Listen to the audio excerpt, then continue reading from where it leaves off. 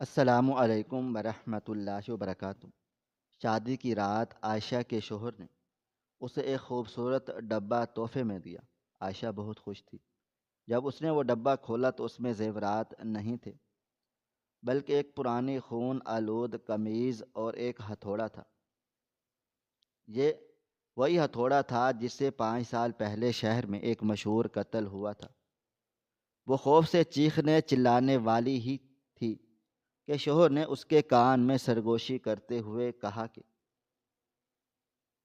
رات کا تیسرا پہر اپنی تمام تر ہولناکیوں اور پر اسرار خاموشیوں کے ساتھ حویلی کے در و دیوار پر محیط تھا، اور آسمان پر چمکنے والا چاند بھی آج بادلوں کی اوٹ میں چھپ کر جیسے کسی ہونے والے سانحے کا ماتم کر رہا تھا۔ مگر حویلی کی بالکنی میں کھڑے دانش کی آنکھوں میں نیند کا نام و نشان تک نہیں تھا۔ وہ اپنی عالیشان حویلی کی چھت پر کھڑا سگریٹ کے لمبے لمبے کش لے رہا تھا، اور دھوئیں کے مرغولوں میں اپنے ماضی کے ان دھندلے اور تکلیف دہ نقوش کو تلاش کرنے کی کوشش کر رہا تھا جو پچھلے 5 سالوں سے اس کی روح کو دیمک کی طرح چاٹ رہے تھے۔ اس کا دل ایک عجیب سی اداسی، بے چینی اور ایک نامعلوم خوف میں ڈوبا ہوا تھا۔ کل اس کی زندگی کا کل محور بنا لیا گیا، اور عائشہ اس کا نام تھا، اور وہ واقعی اس کے لیے زندگی کی علامت بن چکی تھی۔ عائشہ کی خوبصورتی، اس کی معصومیت اور اس کا دھیما اور ٹھہرا ہوا لہجہ دانش کے گھر دل میں کر چکا تھا۔ ان کی پہلی ملاقات لندن میں ایک بزنس پارٹی کے دوران ہوئی، جہاں عائشہ اپنے والد کے ساتھ آئی تھی۔ دانش نے جب اسے پہلی بار دیکھا تو اسے لگا شاید وہ اسے پہلے سے جانتا ہے۔ اس کی آنکھوں میں ایک ایسی مقناطیسی کشش تھی جو وہ اسے اپنی طرف کھینچ رہی تھی، مگر ساتھ ہی ساتھ ان کی گہری اور سیاہ آنکھوں میں ایک ایسا گہرا خوف اور درد بھی چھپا تھا جسے دانش نے کئی بار محسوس کیا، مگر پوچھنے کی ہمت نہیں کر سکا، کیونکہ عائشہ ہمیشہ اپنی ذات کے گرد ایک حصار قائم رکھتی تھی۔ دانش کا تعلق شہر کے ایک انتہائی با اثر اور امیر کبیر خاندان سے تھا۔ اس کے والد ایک بہت بڑے بزنس مین تھے، اور ان کا کاروبار کئی ملکوں میں پھیلا ہوا تھا۔ دانش خود لندن سے اعلیٰ تعلیم حاصل کر کے واپس آ گیا تھا، اور اب باپ کا وسیع و عریض پیسہ کاروبار سنبھال رہا تھا۔ بظاہر اس کے پاس دنیا کی ہر نعمت موجود تھی: دولت، شہرت، عزت اور جوانی۔ مگر اس کی زندگی میں ایک ایسا خلا تھا اور ایک ایسا ناسور تھا جو وقت کے ساتھ ساتھ بھرنے کی بجائے مزید گہرا اور تکلیف دہ ہوتا جا رہا تھا۔ وہ زخم اس کے چھوٹے بھائی شعیب کی بے وقت اور لرزہ خیز موت کا تھا۔ شعیب جو اس سے 2 سال چھوٹا تھا اور اسی شہر کی یونیورسٹی میں پڑھتا تھا، 5 سال پہلے ایک انتہائی پر اسرار اور بھیانک واقعے میں قتل ہو گیا۔ یہ وہ دن تھا جب دانش کی دنیا اندھیر ہو گئی، اور وہ اس وقت لندن میں تھا جب اسے یہ لوگ منوس خبر کر کے دی تھی کہ اس کے لاڈلے بھائی کا قتل ہو گیا، اور وہ پہلی فلائٹ پکڑ کر دیوانہ وار پاکستان آ گیا۔ مگر تب تک بہت دیر ہو چکی تھی۔ شعیب کو منو مٹی تلے دفنایا جا چکا تھا، اور گھر میں صفے ماتم بچھ گئی تھی۔ دانش نے جب پولیس سے تفتیش کی تفصیلات مانگی تو اسے بتایا گیا کہ شعیب کی لاش یونیورسٹی کے قریب واقع ایک ویران اور سنسان فلیٹ سے ملی۔ اس کے سر پر کسی نے انتہائی وزنی اور سخت چیز سے پے در پہ وار کیے گئے تھے، جس سے اس کی کھوپڑی متاثر ہوئی تھی، اور بہت زیادہ خون بہہ جانے کی وجہ سے اس کی موت واقع ہو گئی تھی۔ پولیس نے جائے وقوعہ سے جو چیزیں برآمد کی تھی ان میں شعیب کی خون سے لت پت پھٹی ہوئی قمیض، جس کے گریبان پر کسی نے ہاتھا پائی کے ساتھ ہاتھا پائی اور مزاحمت کے نشانات تھے، اور ایک پرانا زنگ آلود ہتھوڑا شامل تھا جس پر کوئی فنگر پرنٹس نہیں تھے۔ پولیس کا کہنا تھا کہ شاید قاتل نے دستانے پہن رکھے تھے یا پھر قتل کے بعد ہتھوڑے کو صاف کر دیا گیا تھا۔ یہ ایک ایسا اندھا قتل تھا جس کا کوئی گواہ نہیں تھا۔ دانش نے مہینوں پولیس اسٹیشن کے چکر لگائے اور اس نے پرائیویٹ سراغ رساں بھی لگائے، مگر قاتل کا کوئی سراغ نہ مل سکا۔ شعیب کے یونیورسٹی کے دوستوں سے بھی اس نے بہت پوچھ گچھ کی، مگر سب کا یہی کہنا تھا کہ شعیب ایک خوش مزاج اور زندہ دل لڑکا تھا اور اس کی کسی سے کوئی ذاتی دشمنی نہیں تھی۔ ہاں، کچھ دبی دبی افواہیں تھیں کہ وہ یونیورسٹی میں کچھ لڑکیوں کے ساتھ فلرٹ کرتا تھا اور تھوڑا سا لاپرواہ تھا، مگر یہ کوئی ایسی بات نہیں تھی جس کی بنا پر اسے کوئی اتنی بڑی بے دردی سے مار ڈالتا۔ دانش نے ان باتوں پر دھیان نہیں دیا کیونکہ وہ اپنے بھائی پر اندھا دھند اعتماد کرتا تھا اور اسے معصوم تھا سمجھتا تھا۔ آخرکار تھک ہار کر دانش نے وہ خون آلود قمیض اور منحوس ہتھوڑا پولیس سے بطور نشانی اور ثبوت کے طور پر لے لیا اور اپنے کمرے کی ایک خفیہ الماری میں محفوظ کر لیا تھا۔ اس نے اس دن اس خون آلود قمیض کو چھو کر قسم کھائی تھی کہ جب تک وہ اپنے بھائی کے قاتل کو ڈھونڈ کر اسے اپنے ہاتھوں سے سزا نہیں دے گا تب تک اس کی روح کو چین نہیں ملے گا، چاہے وہ قاتل زمین کے کسی بھی کونے میں کیوں نہ چھپا ہوا ہو۔ مگر وقت گزرتا چلا گیا اور سال مہینوں میں بدلتے چلے گئے اور چھپا ہوا مگر وقت گزرتا گیا۔ زندگی کی مصروفیات نے دانش کو گھیر لیا اور بظاہر اس نے ہار مان لی اور خود کو کاروبار میں غرق کر لیا، مگر اس کے دل کے کسی کونے میں انتقام کی وہ آگ اب بھی سلگ رہی تھی جو اسے راتوں کو سونے نہیں دیتی تھی۔ وہ اکثر رات کے پچھلے پہر اٹھ کر ہتھوڑے اور قمیض کو دیکھتا اور سوچتا کہ وہ کتنا بدبخت تھا جس نے اس کے ہنستے مسکراتے بھائی کی جان لے لی اور اسے اس کے بڑھاپے کے سہارے سے محروم کر دیا۔ پھر اس کی ویران زندگی میں عائشہ کی آمد ہوئی۔ اس کے دل میں محبت کی کونپلیں پھوٹنے لگیں۔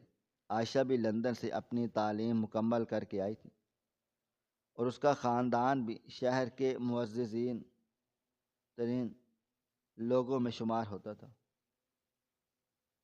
اور اس کی دوستی کی محبت میں بدلی اور پھر شادی تک بات پہنچی۔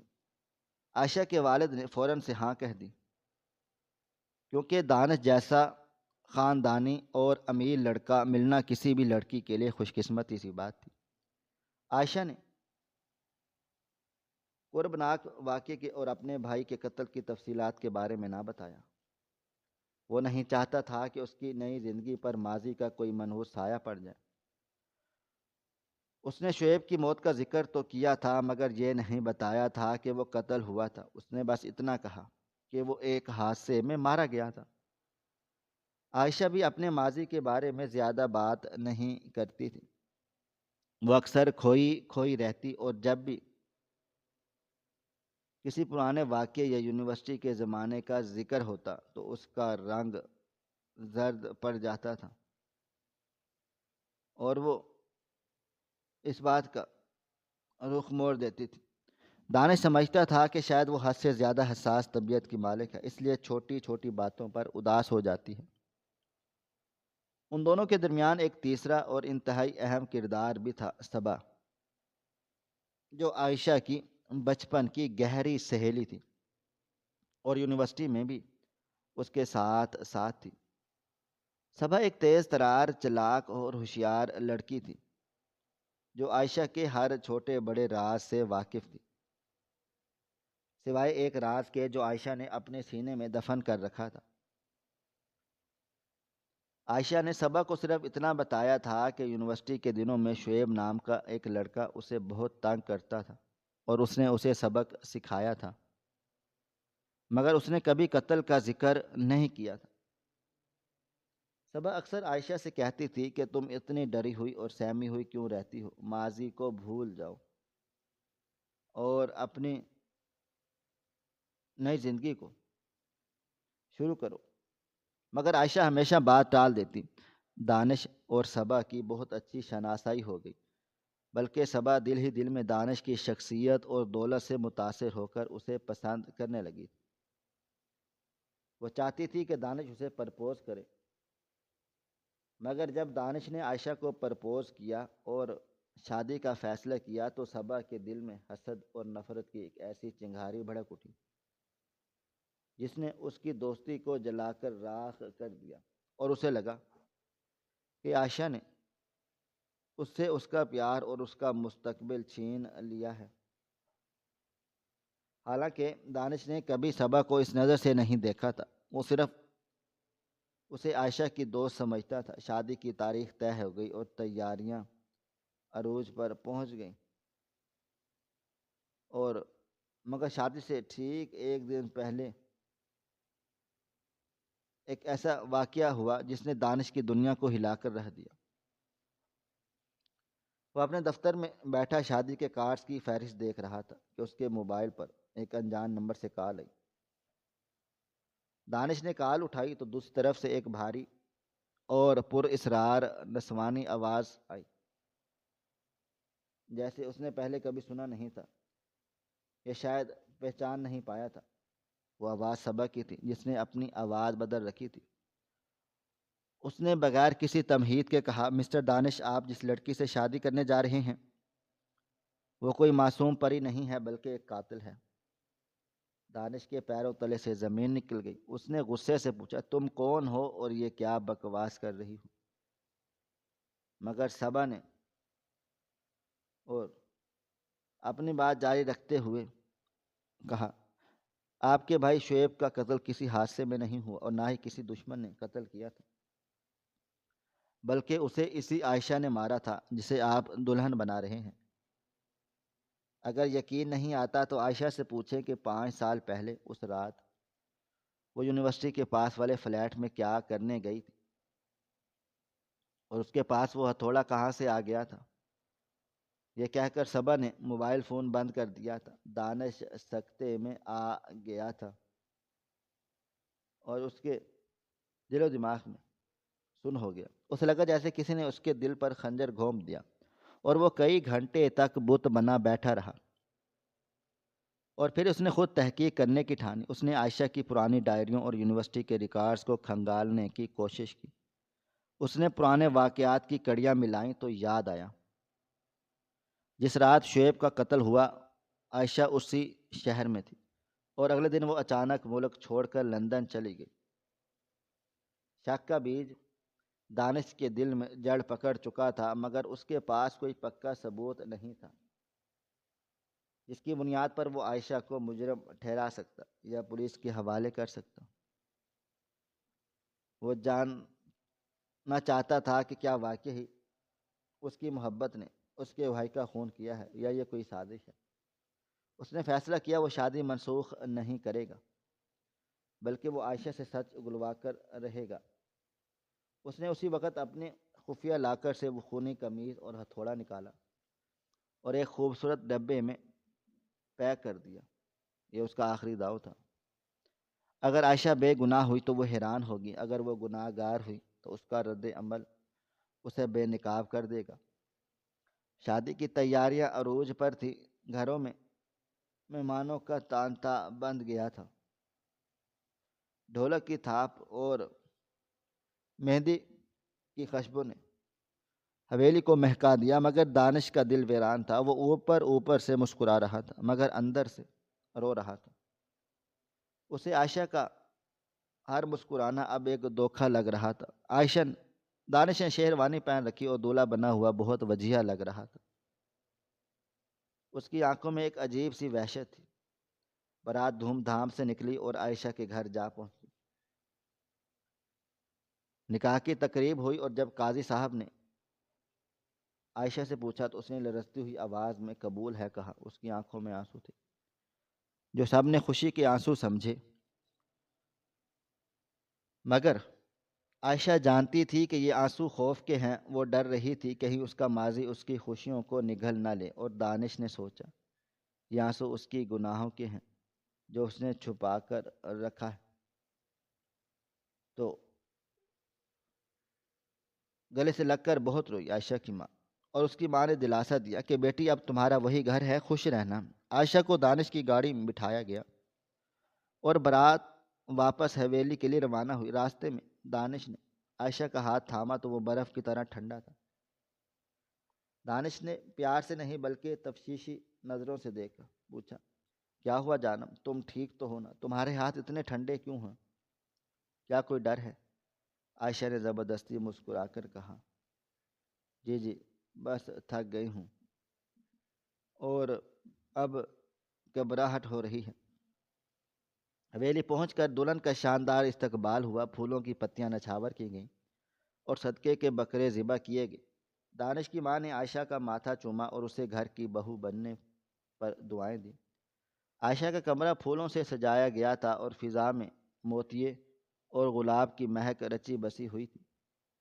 رات گئے جب سب مہمان رخصت ہو گئے اور گھر میں خاموشی چھا گئی تو دانش اپنے کمرے کی طرف بڑھا تھا اور اس کے قدم بھاری تھے۔ جیب میں وہ منحوس ڈبہ تھا جو آج رات فیصلہ کرنے والا تھا۔ اس کا دل خوشی سے نہیں بلکہ انتقام اور تجسس سے دھڑک رہا تھا کہ آج وہ اپنی زندگی کا نیا سفر شروع کرنے جا رہا ہے یا پھر ایک سفر ختم کرنے جا رہا ہے۔ اس نے دروازہ کھولا اور اندر داخل ہوا۔ عائشہ بیڈ پر گھونگھٹ اوڑھے بیٹھی تھی اور اس کا سرخ جوڑا مدھم روشنی میں چمک دمک رہا تھا۔ دانش نے زور سے دروازہ بند کیا اور کنڈی لگائی اور آہستہ آہستہ چلتا ہوا بیڈ کے قریب آ گیا۔ اس نے عائشہ کے پاس بیٹھ کر نرمی سے اس کا گھونگھٹ اٹھایا۔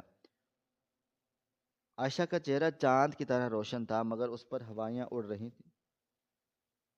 وہ نظریں جھکائے بیٹھی تھی اور اس کے ہاتھوں کی انگلیاں آپس میں الجھ رہی تھی۔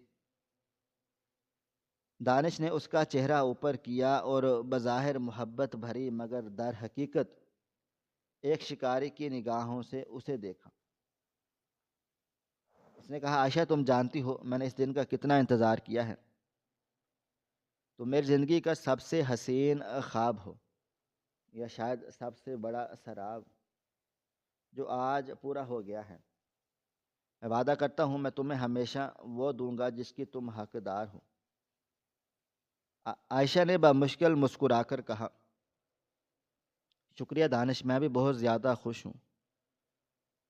مگر اس کی آواز میں وہ خنک نہیں تھی جو خوشی کے موقع پر ہونی چاہیے، بلکہ ایک لرزش تھی۔ دانش نے وہ مخملی ڈبہ اپنی جیب سے نکالا اور عائشہ کی گود میں رکھ دیا۔ یہ ڈبہ سرخ رنگ کا تھا اور اس پر سنہری ربن بندھا تھا۔ دیکھنے میں یہ کسی قیمتی جیولری کا ڈبہ لگ رہا تھا مگر اس کے اندر ایک خوفناک ماضی قید تھا۔ دانش نے مسکراتے ہوئے کہا یہ تمہارے لیے میرا منہ دکھائی کا تحفہ ہے۔ یہ وہ چیز ہے جو مجھے سب سے زیادہ عزیز ہے اور میں چاہتا ہوں کہ یہ اب تمہارے پاس رہے۔ اسے کھولو اور دیکھو تمہیں پسند آتا ہے یا نہیں۔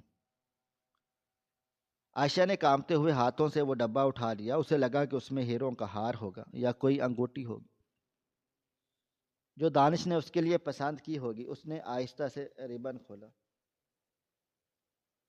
اور ڈبے کا ڈھکن اٹھایا۔ جیسے ہی ڈھکن کھلا تو عائشہ کی نظر ڈبے کے اندر پڑی۔ اس کے منہ سے ایک دبی دبی چیخ نکلی۔ اس کا رنگ سفید پڑ گیا۔ ڈبے کے اندر کوئی زیور نہیں تھا بلکہ ایک پرانی خون آلود قمیض تہہ کر کے رکھی ہوئی تھی جس پر سوکھے ہوئے خون کے گہرے اور سیاہ کالے دھبے تھے، اور اس کے اوپر ایک چھوٹا سا زنگ آلود ہتھوڑا رکھا گیا تھا جس کا دستہ ٹوٹا ہوا تھا۔ عائشہ کی سانسیں رک گئیں۔ اس کا دل اتنی زور سے دھڑکا کہ اسے لگا کہ پسلیاں ٹوٹ جائیں گی۔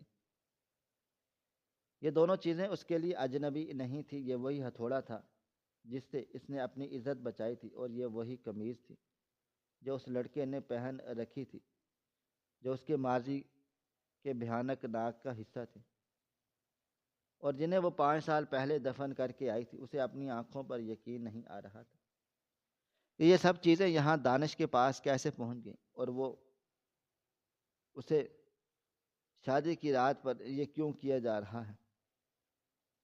کیا وہ دانش سب کو جانتا تھا؟ کیا یہ نظام ایک شادی والا انتقام ہے؟ اس کا دماغ معاف ہو گیا، وہ بت بنے اس ڈبے کو گھورتی رہی، اس کے ہاتھ کانپ رہے تھے اور ماتھے پر پسینہ آ گیا۔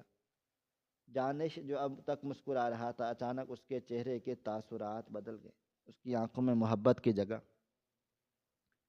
ایک سرد موری اور نفرت نے لے لی۔ وہ عائشہ کے بالکل قریب جھکا اور کان کے پاس جا کر اپنا منہ لے جا کر سرگوشی کرنے لگا۔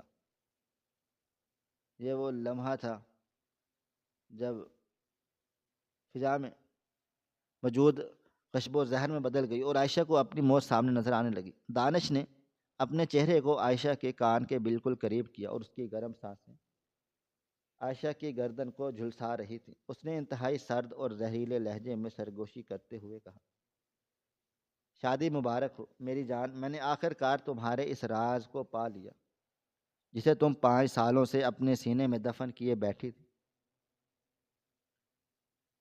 کیا تمہیں لگا تھا کہ تم میرے بھائی کو مار کر اور اس کا خون بہا کر دنیا کی آنکھوں میں دھول جھونک سکو گی اور مجھ سے شادی کر کے سکون کی زندگی گزار سکو گی؟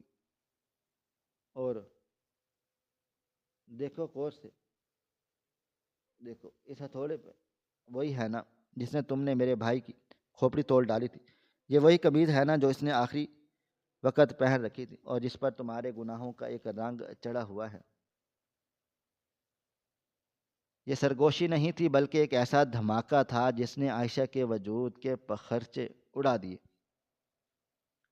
عائشہ کے ہاتھوں سے وہ ڈبہ چھوٹ گیا اور وہ زمین پر گر پڑا، جسے ایک زوردار آواز پیدا ہوئی اور وہ زنگ آلود ہتھوڑا بن گیا تھا اور قیمتی قلین پر بکھر گئے جسے پرانے قبرستان سے مردے باہر نکل آئے ہوں۔ عائشہ کا پورا جسم بیت کی طرح کانپ رہا تھا اور اس کی زبان تالو سے چپک گئی اور آنکھیں خوف سے باہر ابھر رہی تھی۔ اسے یقین ہو گیا تھا کہ آج اس کی زندگی کی آخری رات ہے۔ دانش کا چہرہ جو کچھ دیر پہلے محبت سے دمک رہا تھا، انتقام کی آگ میں تپ کر لال سرخ ہو چکا تھا۔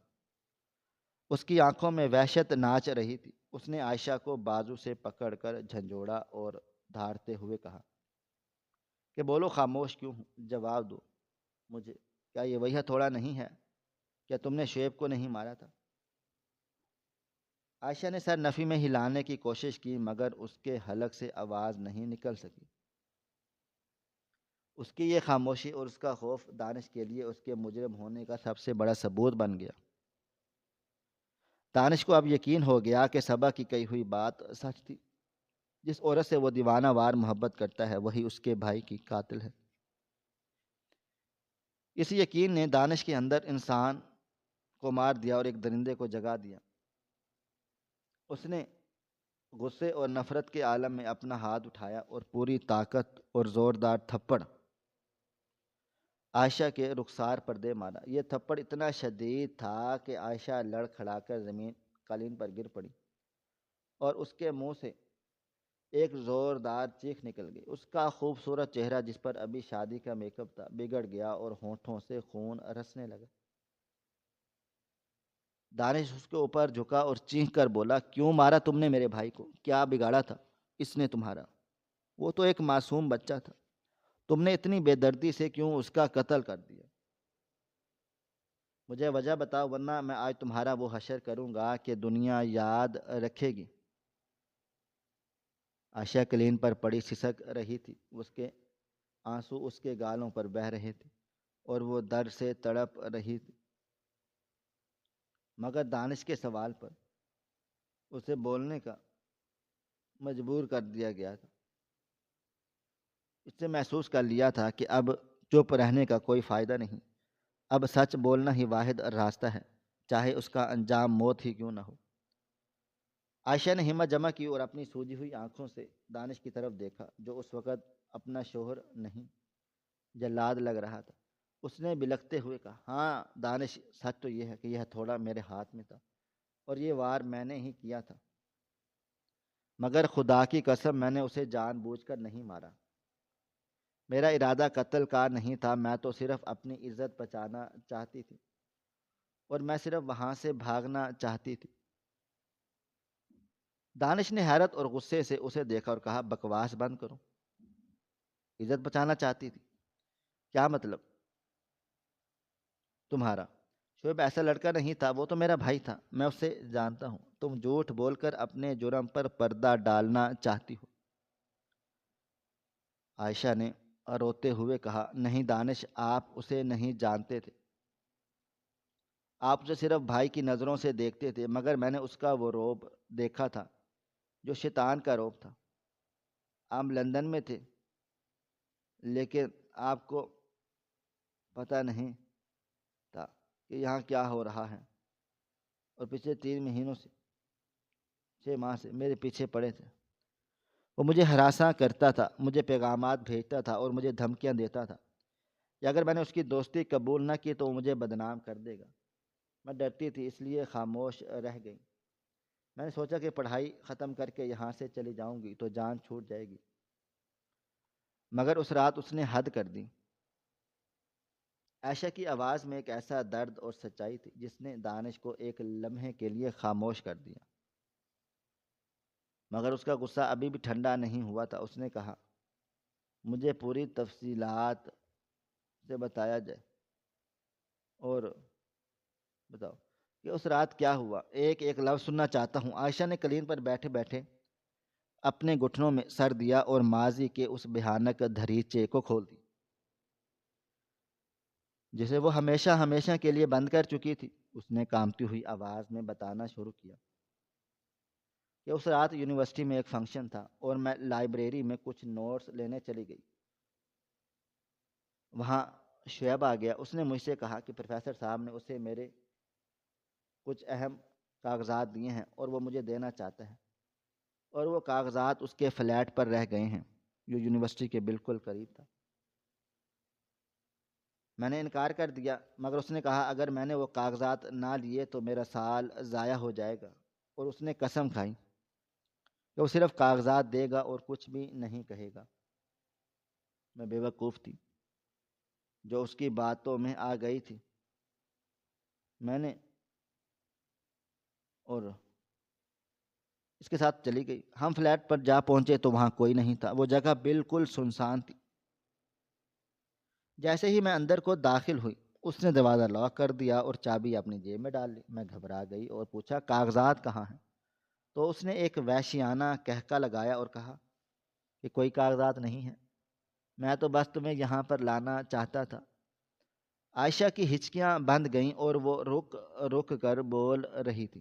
اس نے کہا کہ پھر اس نے اپنی اصلیت دکھائی۔ وہ میری طرف بڑھا، اس کی آنکھوں میں ہوس تھی۔ اس نے کہا کہ آج تم مجھ سے نہیں بچ سکتی۔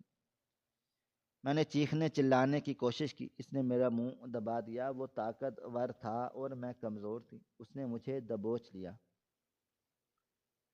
اور زبردستی کرنے کی کوشش کی، میرے کپڑے پھٹ گئے۔ میں نے مزاحمت کی تو اس نے مجھے تھپڑ دے مارا۔ میں نے ادھر ادھر دیکھا تو مجھے قریب ہی ایک میز پر یہ ہتھوڑا پڑا ہوا نظر آ گیا تھا جو شاید وہاں کسی مرمت کے کام کے لیے رکھا گیا تھا۔ جب اس نے مجھے صوفے پر گرا دیا اور میرے اوپر جھکا تو میرا ہاتھ اس ہتھوڑے تک پہنچ گیا۔ میں نے بنا سوچے سمجھے اپنی پوری طاقت جمع کی اور اپنی عزت بچانے کے لیے وہ ہتھوڑا اس کے سر پر دے مارا۔ مجھے نہیں پتا تھا کہ وہ وار اتنا گہرا لگے گا۔ وہ چیخ کر پیچھے ہٹا اور اس کے سر سے خون کا فوارہ پھوٹ پڑا۔ وہ لڑکھڑا کر گر گیا۔ میں نے موقع غنیمت جانا اور اس کی جیب سے چابی نکال کر دروازہ کھولا اور وہاں سے بھاگ نکلی۔ میں بارش میں بھیگتے ہوئے گھر پہنچی اور کسی کو کچھ بھی نہیں بتایا۔ اگلے دن مجھے پتہ چلا کہ اس کی موت واقع ہو گئی ہے۔ میں قاتل نہیں ہوں دانش، میں نے صرف اپنی دفاع میں وار کیا تھا۔ اگر میں ایسا نہ کرتا تو میری عزت وہ لوٹ لیتا اور شاید مجھے مار ڈالتا۔ دانش بت بنا یہ سب کچھ سن رہا تھا۔ اس کے کانوں میں گونجنے والے الفاظ اس کے دماغ کو معاف کر رہے۔ اس کا دل ماننے کو تیار نہ تھا کہ اس کا بھائی ایسا بھی کر سکتا ہے۔ اس نے چیخ چلا کر کہا تھا کہ جھوٹ ہے، من گھڑت کہانی ہے۔ تم نے اپنے جرم کو چھپانے کے لیے میرے مردہ بھائی پر اتنا گھناؤنا الزام لگا دیا ہے۔ تمہارے پاس کیا ثبوت ہے؟ اس نے تمہارے ساتھ زبردستی کرنے کی کوشش کی، ہو سکتا ہے تم نے کسی اور وجہ سے اسے مارا ہو اور اب یہ کہانی سنا رہی ہو۔ مجھے ثبوت چاہیے، ثبوت، ورنہ عائشہ میں ابھی پولیس کو بلا رہا ہوں اور تمہیں پھانسی کے پھندے تک پہنچا کر دم لوں گا۔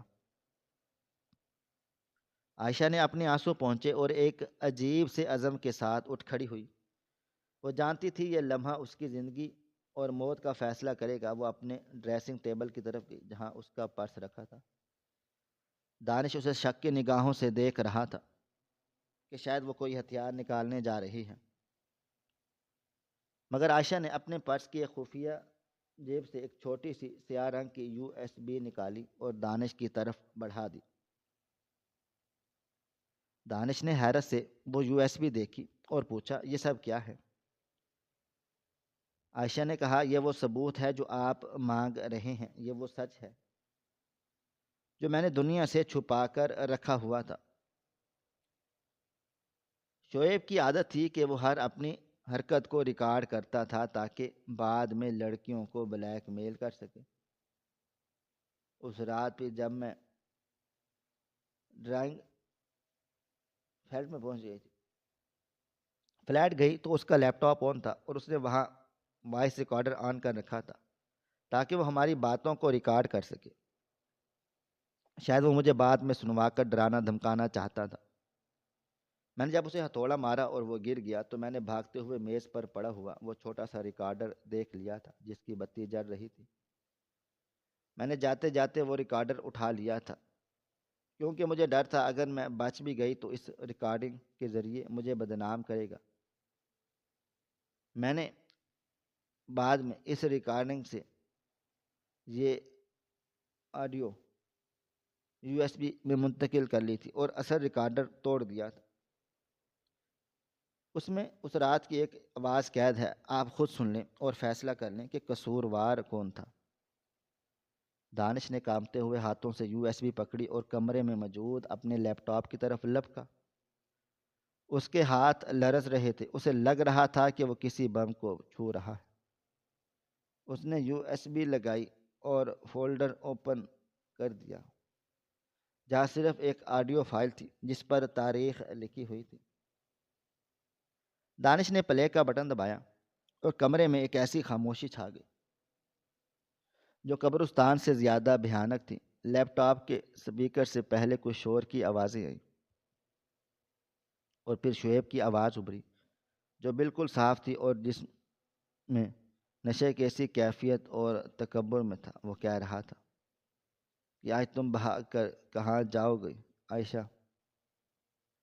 آج تم میری ہو اور میں نے کہا تھا نا کہ جو چیز میں پسند کر لوں اسے حاصل کر کے رہتا ہوں۔ اس کے بعد عائشہ کی روتی ہوئی آواز آئی، شعیب خدا کے لیے مجھے جانے دو، تم میرے ساتھ ایسا نہیں کر سکتے، میں تمہارے بھائی سے شکایت کروں گی۔ پھر شعیب کا کہہ گونجا، میرا بھائی تو 7 سمندر پار ہے، وہ کیا کر لے گا؟ اور ویسے بھی وہ مجھ پر اندھا دھند اعتبار کرتا ہے، وہ تم جیسی لڑکی کی بات کبھی نہیں مانے گا۔ اس کے بعد کپڑوں کے پھٹنے کی آوازیں، دھکم پیل اور عائشہ کی چیخیں سنائی دی، چھوڑ دو مجھے کمینے، دور ہٹ۔ اور پھر شعیب کی دردناک چیخ اور کسی بھاری چیز کے گرنے کی آواز آئی۔ پھر عائشہ کے تیز تیز سانس لینے اور دروازہ کھلنے کی آواز پر ریکارڈر ختم ہو گئی اور جب وہ سن کر کرسی پر گر گیا تھا، یہ آواز کے لیے شعیب بھائی کی ہی تھی۔ اس میں کوئی شک نہ تھا، مگر یہ وہ شعیب نہیں تھا جسے دانش جانتا تھا۔ یہ تو ایک درندہ تھا، یہ ایک بھیڑیا تھا جو انسانی خال میں چھپا ہوا تھا۔ دانش کا وہ بت جو اس نے اپنے بھائی کا بنا رکھا تھا چکنا چور ہو گیا۔ اس کا دل خون کے آنسو رو رہا تھا، مگر یہ اب آنسو بھائی کی موت کے نہیں بلکہ اس شرمندگی کے تھے کہ اس کا بھائی اتنا گرا ہوا انسان تھا۔ دانش کو اپنی سماعتوں پر یقین نہیں آ رہا تھا، وہ بار بار ان جملوں کو دہرا رہا تھا، میرا بھائی تو 7 سمندر پار ہے اور وہ مجھ پر اندھا دھند اعتبار کرتا تھا۔ یہ جملے دانش کے دل پر نشتر کی طرح چبھ گئے تھے اور اسے یہ احساس ہوا کہ وہ کتنا بڑا بے وقوف تھا جو 5 سال تک ایک ایسے شخص کا ماتم کرتا رہا جو در حقیقت ایک مجرم تھا، اور اس نے اس انتقام کی آگ میں ایک معصوم لڑکی کی زندگی اجیرن کر دی جس نے نہ صرف اپنی عزت بچائی۔ دانش نے سر اٹھا کر عائشہ کی طرف دیکھا جو اب بھی دروازے کے پاس کھڑی سہمی ہوئی تھی، اور اس کے گال پر دانش کے تھپڑ کا نشان لال سرخ ہو چکا تھا۔ دانش کے اندر کا غصہ ختم ہو گیا، اس کی جگہ بے پناہ ندامت اور پچھتاوے نے لے لی، اور اسے اپنی زیادتی کا احساس ہوا۔ اس نے بغیر تحقیق کیے اپنی نئی نویلی دلہن پر ہاتھ اٹھا دیا اور اسے قاتل سمجھا، حالانکہ وہ تو مظلوم تھی۔ دانش اپنی جگہ سے اٹھا اور آہستہ قدموں سے عائشہ کی طرف بڑھا۔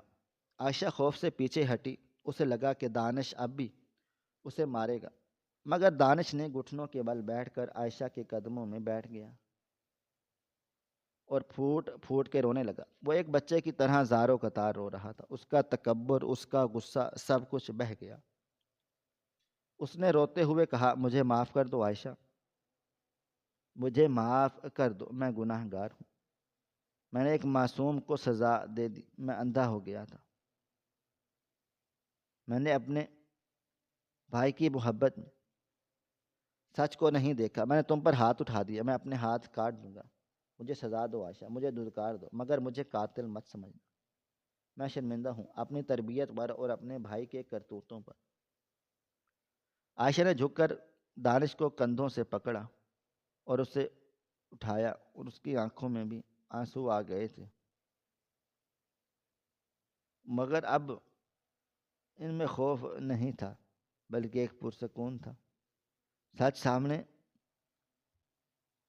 آ گیا اور عائشہ نے دانش کے آنسو پونچھے اور کہا، دانش آپ کی کوئی غلطی نہیں، آپ ایک اچھے بھائی تھے، آپ کو نہیں پتہ تھا کہ حقیقت کیا ہے۔ میں نے آپ کو معاف کیا کیونکہ میں جانتی ہوں آپ مجھ سے محبت کرتے ہیں، اور یہ سب کچھ غلط فہمی کی وجہ سے ہوا ہے۔ دانش نے عائشہ کے ہاتھ چوم لیے اور کہا، آج تم نے میری آنکھیں کھول دی، تم نے وہی کیا جو کسی بھی باحیا لڑکی کو کرنا چاہیے، تم نے میری عزت بچائی، اگر تم ایسا نہ کرتی تو شاید آج ہم ایک نہ ہو پاتے، تم میری مجرم نہیں ہو، تم میری محسن ہو۔ دانش نے اسی وقت وہ USB نکالی، اسے زمین پر رکھ کر ایڑی سے کچل ڈالا اور پھر اس خون آلود قمیض اور ہتھوڑے کو اٹھایا، کمرے میں موجود آتش دان کی طرف بڑھا، اس نے ماچس جلائی اور ان دونوں منحوس چیزوں کو آگ لگا ڈالی۔ شعلے بھڑک اٹھے تھے اور 5 سال پرانا وہ خونی راز راکھ ہونے لگا تھا۔ دانش نے عائشہ کو اپنے سینے سے لگایا اور کہا، آج یہ ماضی جل کر خاک ہو گیا، آج سے ہم ایک نئی زندگی شروع کریں گے جہاں شعیب کا سایہ بھی نہیں ہوگا اور صبا کی سازش کا بھی نہیں۔ دانش کو اب سمجھ آ گیا تھا کہ صبا نے یہ سب کیوں بتایا تھا۔ وہ ان دونوں کو الگ کرنا چاہتی تھی، مگر اللہ تعالیٰ نے اس کی چال کو الٹ دیا اور یہی سچ ان کے رشتے کو مزید مضبوط کرنے کا باعث بن گیا۔ اگلی صبح جب سورج نکلا تو حویلی میں ایک نئی روشنی تھی۔ دانش اور عائشہ کے چہرے پر سکون تھا۔ صبا نے جب دانش کو فون کیا یہ جاننے کے لیے کہ دھماکہ ہوا یا نہیں، اور فون اٹھا کر صرف اتنا کہا کہ شکریہ صبا، تمہاری وجہ سے میری بیوی کی سچائی اور پاکیزگی کا ثبوت مل گیا، آئندہ میرے گھر کی طرف رخ مت کرنا، اور فون بند کر دیا۔ صبا اپنی جلائی ہوئی آگ میں خود ہی جل گئی۔ دانش اور عائشہ نے اپنے ماضی کے اس خوفناک باب کو ہمیشہ ہمیشہ کے لیے بند کر دیا اور محبت کے سفر کا آغاز کیا۔ یہ کہانی ہمیں یہ سبق دیتی ہے کہ سچائی چاہے کتنی ہی تلخ کیوں نہ ہو، اور اسے کتنا ہی چھپایا جائے وہ ایک دن سامنے آ ہی جاتی ہے، اور مظلوم کو اللہ تعالیٰ کبھی بھی رسوا نہیں کرتا۔ عزت کی حفاظت کرنے والوں کی مدد غیب سے ہوتی ہے، اور ظالم اپنے انجام کو پہنچ کر رہتا ہے، وہ اپنوں کے ہی ہاتھوں سے کیوں نہ ہو چاہے۔ دانش نے اپنے بھائی کو کھویا، مگر اس نے ایک ایسی جیون ساتھی پالی جس کا کردار ہیروں سے زیادہ قیمتی تھا، اور یہی اس کی اصل جیت تھی۔ اس سنسنی خیز داستان کا اختتام ہمیں یہ باور کراتا ہے کہ عزت کی حفاظت جان کی حفاظت سے زیادہ مقدم ہے، اور سچائی پلل کو آنچ نہیں۔ عائشہ نے اپنی عزت بچانے کے لیے جو قدم اٹھایا وہ اگرچہ انتہائی سخت تھا، مگر حالات کے تقاضے کے مطابق ناگزیر تھا، اور آخر کار اس کی سچائی نے اسے سرخرو کر۔ دوسرا سبق یہ ہے کہ اندھا اعتماد اور یک طرفہ فیصلہ ہمیشہ پچھتاوے کا باعث بنتا ہے، اور دانش نے اپنے بھائی پر اندھا اعتماد کیا اور بغیر تحقیق کے اپنی بیوی کو مجرم سمجھ لیا، جو اس نے زندگی کی سب سے بڑی غلطی ثابت ہو سکتی تھی۔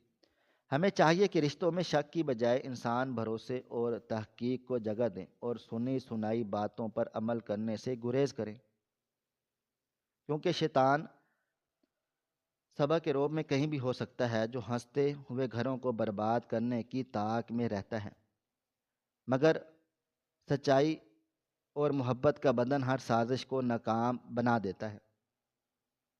ہماری آج کی یہ کہانی آپ کو کیسی لگی؟ کومنٹ باکس میں اپنی رائے کا اظہار ضرور کریں، اور ہمارے چینل کو ضرور سبسکرائب کر لیں۔